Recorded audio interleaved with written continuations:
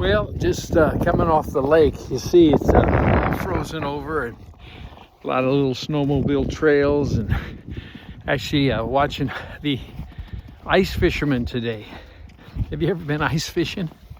It's quite an experience. I remember as a boy growing up here in Michigan, ice fishing with my dad, and just great experiences, you know, catching fish. I had a friend actually bring me some of the lake fish last night, had it all cooked up, and I love the fish, and fresh fish from the lake, and really good. But you know, it reminds me, Jesus said we're to follow him. You know, our lives are to imitate his life, and we're to follow him. He is the way, he's the truth, he's the life. But then he said, from now on, he told some of them, he said, you're going to catch men.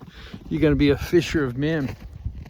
And I think sometimes in fishing, even for natural fish, it's not always the perfect circumstances, not always the perfect situation to go fishing naturally. And spiritually, it's the same way. It's not always the perfect environment, you know, to catch people, so to speak, fishers of men. In other words, where our lives are to influence people, and we're to introduce people to the love of God in Christ and the gospel.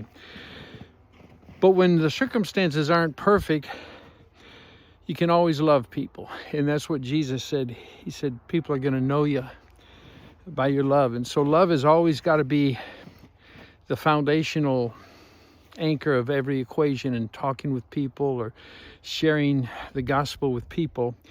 You love people at all times and in all situations. You even love your enemies. And that's the thing, what takes a great grace and the gospel and a love for people that runs deeper than anything that you see that's naturally wrong. And keep trusting the Lord for people around you to know God's love and grace, and experience his life and become a follower of Jesus.